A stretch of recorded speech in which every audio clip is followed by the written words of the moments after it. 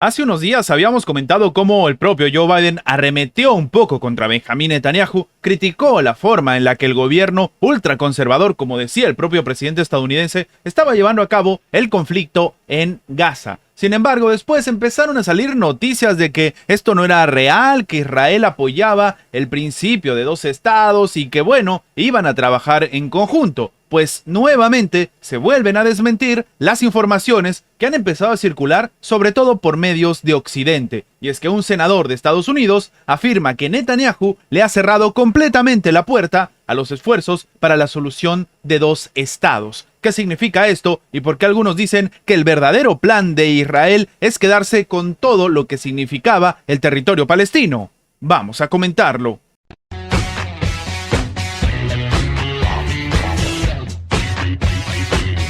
Las tensiones entre Estados Unidos e Israel han alcanzado nuevos máximos cuando un alto diplomático de Israel afirmó que Israel no va a aceptar una solución de dos estados tras la guerra. Netanyahu también ha contraatacado después de que la administración de Joe Biden instara pues al gobierno de Israel a que ponga fin en su campaña de gran escala en Gaza y a centrar su objetivo en Hamás, algo que previamente había dicho la propia Organización de las Naciones Unidas y que en este caso Israel no le tembló el pulso a la hora de decir que el propio Antonio Guterres, el secretario general de la ONU, era un terrorista, era una persona que estaba en contra de ellos y estaba apoyando al grupo Hamás, que en este caso la ONU era una entidad totalmente irrelevante y que solicitaban su renuncia. Claro, esta fue una respuesta agresiva contra Antonio Guterres, pero contra Joe Biden no han dicho lo mismo. Sin embargo, el día 17 de diciembre, el senador demócrata Chris Van Hollen ha afirmado durante una entrevista a la cadena ABC News que el primer ministro de Israel, Benjamín Netanyahu, ha cerrado la puerta completamente a los esfuerzos para establecer una solución de dos estados entre Israel y Palestina tras el conflicto armado. Es decir, que una vez termine el conflicto, no van a buscar que se forme de alguna manera el Estado palestino. El propio Van Hollen ha respondido así a una pregunta en torno a una declaración hecha pública recientemente por Netanyahu, en la que el primer ministro afirmaba sentirse orgulloso de haber impedido la formación de un Estado palestino.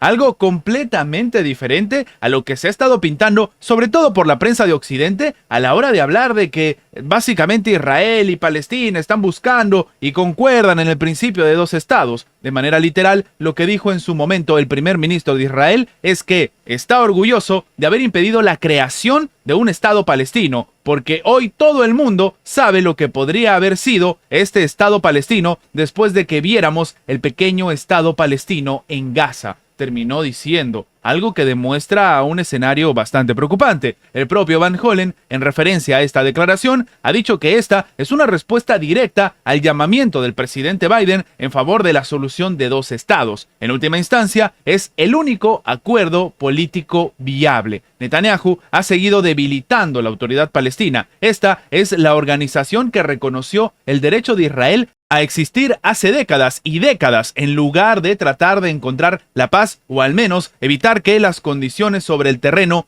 cambien con asentamientos adicionales para permitir una solución de dos estados. Él cerró la puerta a este esfuerzo. Terminó continuando el senador. Y claro, ahora el mensaje es bastante preocupante, porque todo el mundo, la comunidad internacional, la Unión Europea, Estados Unidos, Canadá, la propia Organización de las Naciones Unidas, están de acuerdo en el principio de dos estados. Y aparentemente, de cara a la galería, lo que dice Benjamín Netanyahu es que ellos también. Pero después de estas declaraciones y después de cómo se genera cada vez más una ruptura bastante fuerte entre Estados Unidos e Israel, para muchos, lo único que se está demostrando es que no necesariamente el gobierno de Israel está de acuerdo con el principio de dos estados. Y esto también encajaría en la propia estrategia de Benjamín Netanyahu, el cual ha dicho que ellos se van a quedar de forma indefinida, en un plazo indefinido, con la administración de la Franja de Gaza. Algo que ha sido criticado no solamente por Estados Unidos, sino de nuevo por toda la comunidad internacional.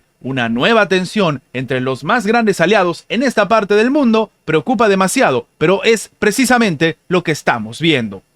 Ataques contra buques comerciales realizados por los militares hutíes en apoyo a Gaza están comenzando a generar una nueva crisis que podría tener alcances mundiales. pues esto ya empezó a afectar directamente el paso de contenedores por el Mar Rojo. Habíamos comentado que este escenario era un duro golpe a la administración estadounidense y también al mundo de Occidente y de hecho a toda la comunidad internacional. Encarecer los productos y el sector energético en plena crisis que se está viviendo en este momento a raíz de, entre otras cosas, las sanciones a Rusia, es una mala idea para la administración estadounidense, pero una buena para los propios hutíes que están pues en contra y buscan generar esta situación de tensiones en la comunidad internacional en respuesta a los ataques de Israel en Gaza. Sin embargo, últimamente los ataques han empezado a repercutir de una manera directa y mucho más acelerada incluso de lo esperado. Tendría sentido entonces el entender por qué Estados Unidos empezó a mandar portaaviones en el Mar Rojo. Sí, una tensión que se puede terminar desencadenando en una guerra naval sin precedentes, porque incluso lo que ha dicho Estados Unidos es que Irán debería tomar medidas para que esto no suceda en esta parte del mundo. La respuesta de Irán es peor, porque dicen que ellos saben lo que hacen muy bien y se respeta la soberanía nacional. Y si Estados Unidos quiere un conflicto armado, los demás países de la región van a responder. Algo que entonces nos está dando básicamente los argumentos suficientes para un conflicto armado en gran escala. En este caso, de acuerdo con el diario británico The Economist, desde el 15 de diciembre,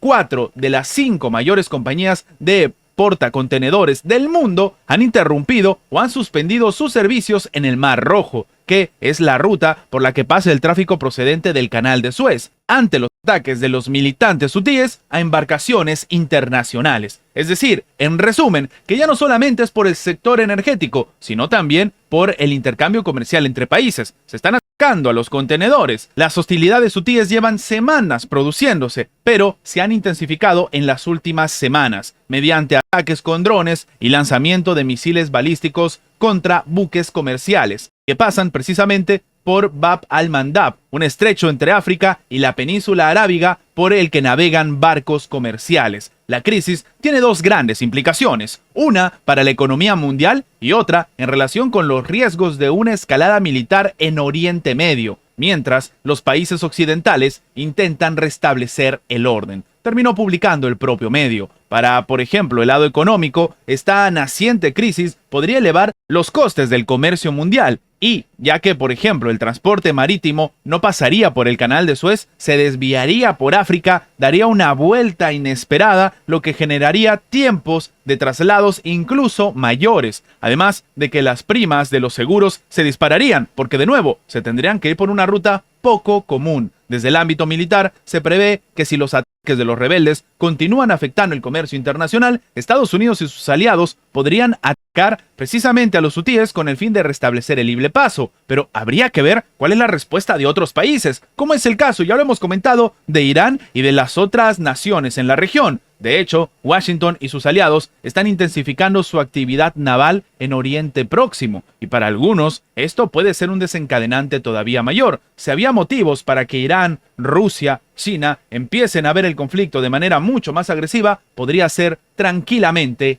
este. Antes de terminar, los invitamos a que se hagan miembros del canal para que, además de tener acceso a la pestaña de comunidad donde publicamos muy a nuestro estilo las diferentes situaciones que suceden en la geopolítica actual con diferentes artículos y, como siempre, sin seguir ninguna agenda como hacen algunos medios tradicionales, también van a tener acceso previo a poder ver los videos antes de su publicación en las horas normales, en una forma de agradecerles a todos los que hacen posible el mantenimiento de este proyecto. De nuevo, por solamente $1.99 tienen estas ventajas en forma de agradecimiento por apoyar a mantener este proyecto. Sin más que agregar, nos vemos en la próxima.